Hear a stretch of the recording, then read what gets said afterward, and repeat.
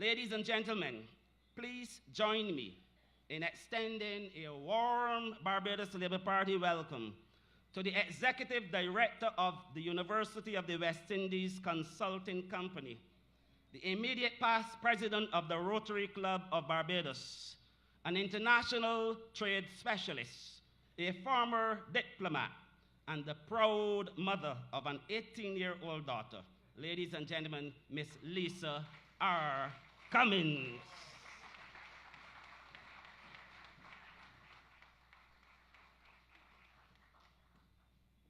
So first of all, I want to thank the executive of the Barbados Labour Party for inviting me here tonight. I'll talk a little bit about that in a little bit. I want to acknowledge and recognize the leader of the party, the Honorable Mayor Amour Motley, and all of the executive members. Despite all that Jeffrey said, there's some very basic things that I want you to know about Lisa. I'm the child of a single mother. She, who celebrated her birthday just yesterday, Jeffrey and Antoine, she was 70. She worked as a school secretary for pretty much most of my life. She served in several administrative roles before that, and she, with no formal post-secondary education of her own, sacrificed to ensure that I had the best of everything that she did not. As a consequence of her provision for me, generally, and for many of us, those of us sitting here in this room, that our forefathers made for us, we are able to stand here tonight as proud Barbadians, having given birth to a generation of technicians, proud graduates of our education system, and beneficiaries of free tertiary level education. Many of us would not be here tonight without having had that provided for us. There are thousands of us all across several generations who have mounted stages just like this, at home and abroad, all across the world's cosmopolitan capitals. And they are the personification of the boast that we make as Barbadians. We have produced phenomenal skills. They are everywhere. They're in every institution. They're in every major capital, and they are making a difference. We send a message everywhere we stand up that we are from a small, proud nation, and that we've always punched above our weight. That is the strength of our people. Our people over generations have crafted our own path, and we've been sought after by nations and institutions of the world to help them solve some of the world's most intractable problems. Whether we are heading international organizations, representing international agencies, or working on farmland, cultivating commodity crops, we are skilled people. Yet, despite all that I have just described, I stand here on a night when in the past week, we've had more voices, some of those coming from places that I'm frankly quite surprised by, lamenting the fact that in recent years, our country has become tone deaf to the voices of our people. We have seen the birthing of a level of partisan tribalism that fails to honor the investment that our nation has made in developing our skills. We don't have vast acres of land. We don't have infinite amounts of capital, mineral and natural resources, but we have our people, our skills, and we together, all of us, are our greatest resource. So it has been a challenge for me and many others like me to sit and watch our crippled nation spiral further and further into a space that is not reflective of our mirror image. We are no longer punching above our weight. Instead, we have morphed into a shadow of our former selves. We've accepted that mediocre is the new good. We are being told that we're doing the best that we can, but when our best is far from good enough, we are not honoring who we are as a people. Yet, we are a nation of skills with a vast diaspora. They are operating in nations all around the world, and we here, right here at home, who want to have a stake and raise our voices to contribute to the national conversation on where our country is now and where we want it to go. We are being told by those who are currently crafting a policy that I've never seen in my country before, that we have no voice. They are tone deaf to the concerns that are being raised by our nation's people. I want to commend the Barbados Labour Party tonight. You have a history of practicing inclusion. This is particularly important at a time when the architects of our spiraling trajectory are committed, seemingly so, to exclusion. Our nation, our homeland, whether we are here or abroad, needs all of us, those who belong to political parties and those who do not. It needs those of us whose love for country is greater than any ability we may have.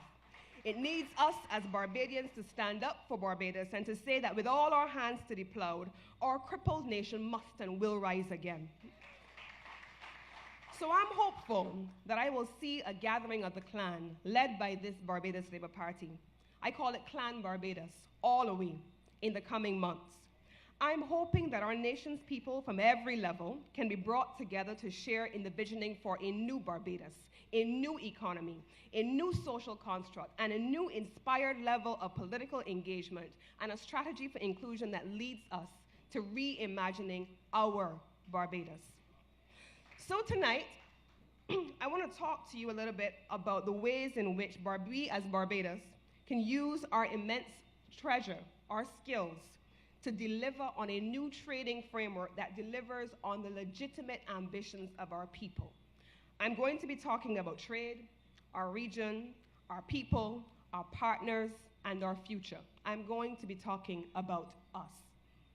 Just last month, I was trying to decide what I would gift my soon-to-be 18-year-old daughter just before her birthday.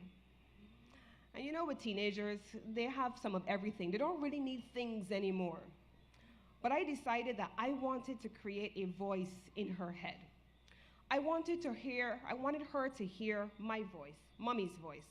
Strong, powerful women, strong, powerful people from our country and beyond that could inspire her wherever she turned. So I chose some of my favorite writers, and I had large billboards created.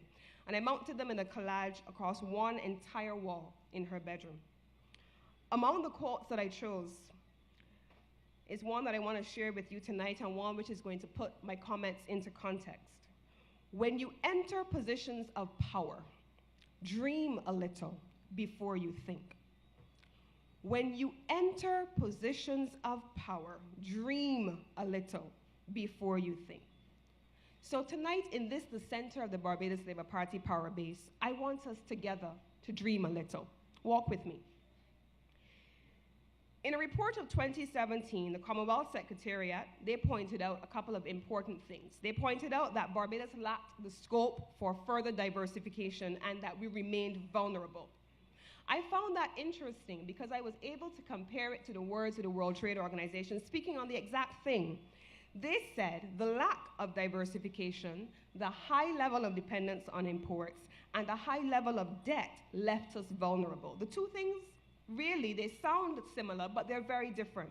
One said we had no scope for diversification, and the other said that we hadn't diversified. Very separate things. But this is a historical problem. This has gained currency again after a decade of growth, a decade of transformation, a decade of investment in exactly this diversification about which we're now speaking. But we have seen it arise once more again in the last decade in Barbados. I'm going to explain by giving a little bit of historical context, and I'm going to take us back to our history. If you remember, driving along the highway and you see the big trucks, the big open back trucks filled with sugarcane, and we remember that we were a sugar-producing nation. We were part of a group called the African, Caribbean, and Pacific region, and we were exporting under a preferential regime to Europe approximately a total of 1.3 million tons every year. This regime was by far one of the most powerful instruments signed by the ACP. Barbados' quota that we exported every year was about 3.9%, not much, 4%. Countries like Guyana and Jamaica obviously had a larger quota, around 12 to 13%, but another small island country that I want to talk to us about tonight, Mauritius, they held the largest quota, it was about 38%. We were able to generate revenue, we were able to support employment, but we didn't do very much more. Production in all of our economies hinged on one product, sugar, nothing more. The revenue that was generated here was reinvested, but we did nothing to invest in the sector itself to diversify into new sectors. In contrast, economies like Mauritius, also originally one-sided, also originally dependent on one commodity, they underwent several reorientations, and they did it pretty much every decade. So we're talking now here about the last decade for Barbados, and we're comparing it to the history of other nations. Starting in the 1970s, in the 80s, 90s, and in the 2000s, Mauritius reinvented itself every single decade. They took the surplus revenues generated from sugar and they diversified, the thing that the Commonwealth is saying that Barbados did not have the scope to do. And the World Trade Organization is saying that we did not do. They created a couple of things: export processing zones, new textile industries. They applied tax and custom concessions to those economic zones, and they were able to attract significant sums of foreign direct investment. Tourism also, just like us, became a growth industry in the 1980s. Later, they invested in the development of a services sector development strategy. Incidentally, that was crafted by a national in Trinidad and Tobago who used to be based here in Barbados. They developed significant infrastructure. In contrast, many of us in the Caribbean did not do that. In Barbados, we have seen in the previous decade something completely different. We'll talk about that in a minute. Every decade, nations of the world, innovative nations, creative nations, progressive nations, nations that are imagining themselves and dreaming about who they want to be, they reveal the latest incarnation of their reimagined selves. They study data, they map trends, they engage their creative minds, they have nationally inclusive conversations, and they map new ways forward based on their external view of themselves. When was the last time that we reimagined Barbados? Surely we are more than crisis management. Surely, just as our forefathers have left us successive incarnations of their visioning that was far ahead of their time, surely we intend to leave a futuristic vision for our children. What is that today? Does anyone know what that is today? I can't say what that is today. I can speak of every successive incarnation of administrations in Barbados, and I could say what they stood for. I don't have that luxury of saying what we stand for now. In 2011, agriculture, industry, and services, industrial services, were all being attacked by government policy. Services were accounting for about 83% of our annual GDP. By 2016, still in decline, we were able to see the services sector grow just slightly by 2%, but every other sector was contracting. So what do we see when we read these studies and these research papers? What should we see? I want tonight to focus on 7 points. I'm going to make 7 points to you before I walk away from the podium. First, we need to unbundle, remember that word, our productive sectors. We need to treat them as value and supply chains. Services, for example, when we diversify them, they have evolved globally. Barbados, however, has not done so in the last decade. We should be seeing that global trade trends over the last decade have embraced the age-old practices of production unbundling. Global value chains and supply chains have assumed greater importance in the last 2 decades. We started the process of diversification into new sectors, and we were having national interventions to promote value addition. I remember having a national development plan for Barbados. There was the ambition of Barbados being a developed nation by 2020. But in the last decade, very little of that work has happened.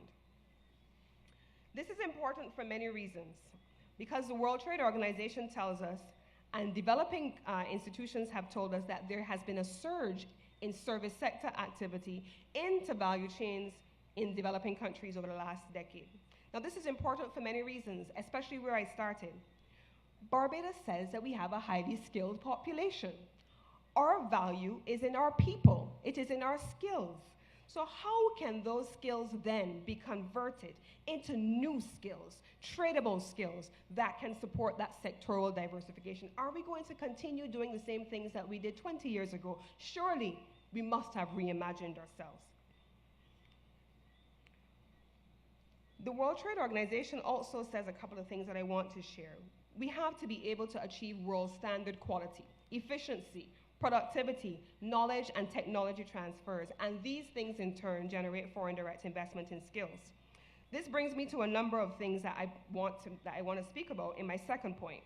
We need to have a major upgrading and transformation of skills that is genuinely futuristic. Our discussion, important discussion about the removal of free tertiary level education needs to evolve beyond the important questions of just social inclusion and universal access. And we do have to accept the fact that the latter has been kicked away, but we have to think about some additional things in that discussion.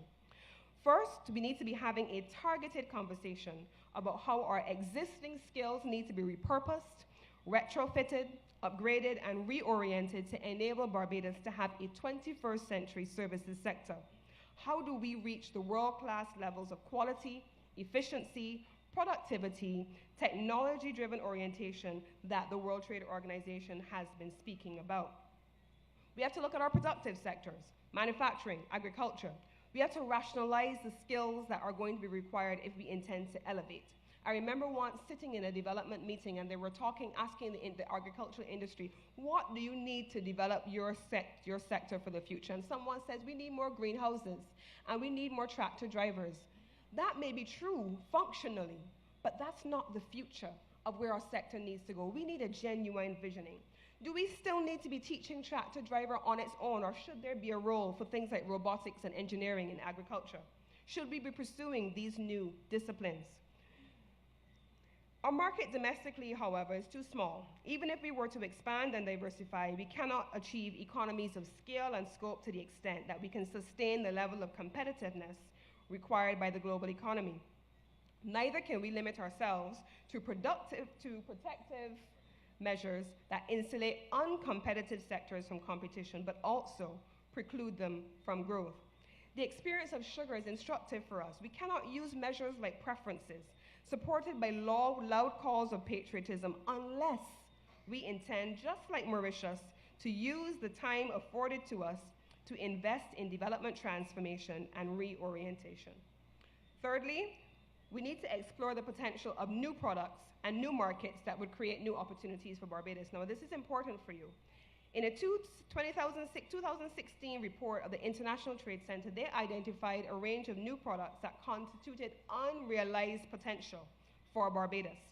They included expanded exports in artificial body parts to the Americas and to Europe, rum to Europe, paper and paperboard labels to all kinds in the Americas, raw cane sugar to Asia, Europe and the Americas, and alcohol to the Americas. To Europe alone, with whom we have a trade agreement, they estimated over 14 million in unrealized potential. We don't have to necessarily be overtaxed and overburdened. With a little creativity, with some thought process, and with some imagination, we have opportunities that are available to Barbados.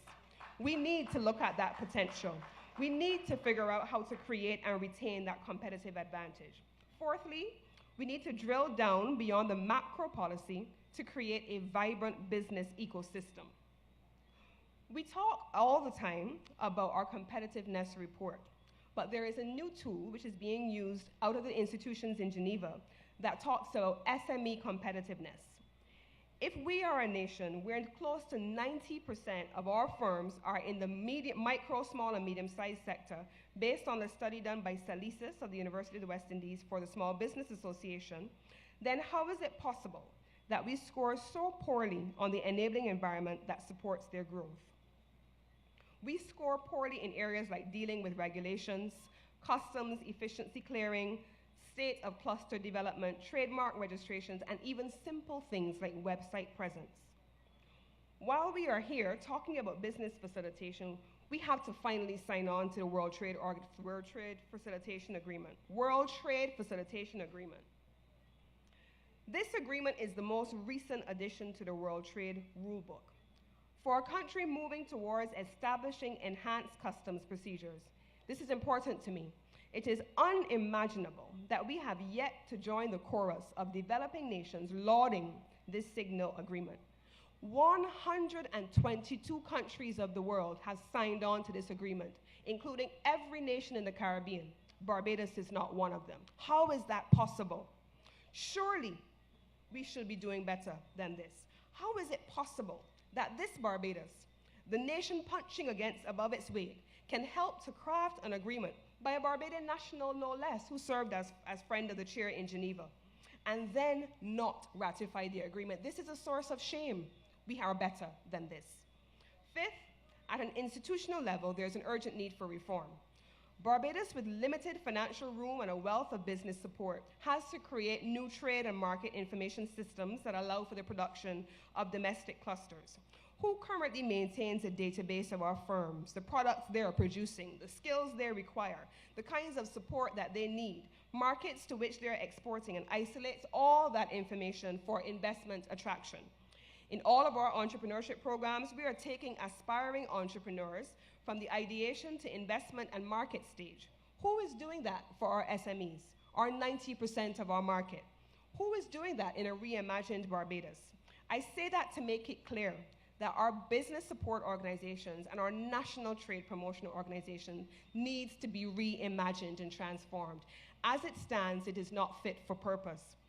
Our Ministry of Foreign Affairs and Foreign Trade also can do with a reimagination and reorientation. What countries, for example, are demonstrating leadership in areas that are of potential interest or are in the area of unrealized potential for us? For example, Israel. Israel is doing phenomenal things, and they're forever trying to have a closer relationship with Barbados. Have we tapped into them to build capacity in technology, entrepreneurship, research and innovation, research and development? They're the fastest growing entrepreneurial ecosystem outside of the Silicon Valley. How are we using our diplomatic relations to evolve that? We're here talking tonight about these changes, and it is an interesting evolution for me to observe. Why? Because I'm a regionalist. When the revised Treaty of Chaguaramas was adopted in 2001, I am reminded here tonight of the things that they agreed, the things that they foresaw for us. They incorporated under our industrial policy a chapter which talked about a number of things, including a principle called production integration. Now, production integration, as envisioned by them, anticipated exactly what the international community was writing about in the late 1990s. They expected that the Caribbean enterprises would spatially allocate production in multiple jurisdictions in the Caribbean. That is nothing, absolutely nothing, than what developing countries around the world are engaging in now. But our forefathers anticipated that for us.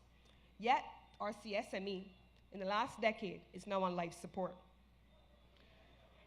My sixth point, we have to prioritize, as a result of that, regional integration. My friends, I could continue at this rate all night. Once I get started talking about some of these topics, you'll have to forgive me. I really could go on all night, but I do promise to prepare a technical paper where I expand more, give more detail, but I want to say a couple of things as I wrap up. This is the world in which we live. From sluggish global recovery, increasing levels of protectionism, wars and rumors of war, terrorism, refugee issues, environmental hazards, and natural disasters. There are a wide range of potentially destabilizing factors that lead to uncertainty. But friends, there has never been a time in our history where this has not been the case. There has always been some crisis of some kind somewhere in the world where our nation has had to navigate it. Countries like Mauritius didn't vanish with the recession of 2008, 2009. They faced the same challenges we did. They just made different domestic choices. They dreamed a little and transformed a lot. They weathered the same storms that shipwrecked us. They and many other developing nations did. It is amazing to see what a little imagination, grand dreams and visions, and a commitment to continuous transformation can do. Barbados can do better. It must do better. Our people are capable of better. And with a reimagined trade and development policy, we will do better. I hope that my words here tonight will be considered. I hope that when I step down from my podium, that my voice, my own voice, and those of thousands of other Barbadians who refuse to accept the idea that we can ever be disenfranchised from our responsibility to gifts and inheritance to our future generations by being silenced, that we will continue to have this level of engagement with the Barbados Labour Party. I hope that they will continue to make their voices heard and their expertise available to you and offer real prospects to our nation for arresting the slide into oblivion of our proud nation. Listen to the people you serve. You cannot serve a people and have contempt for them at the same time. I suggest first that you issue a call to arms for all Barbadians, far and near, to join you, possibly on a shared platform, to coalesce them around specific themes. Invest in creating horizontal and vertical links between their recommendations. We can have no silos or groupthink. Embrace the richness in our diverse views and show Barbados that you are indeed poised and ready to lead us into a new and bright future that we all can buy into. Thank you and good night.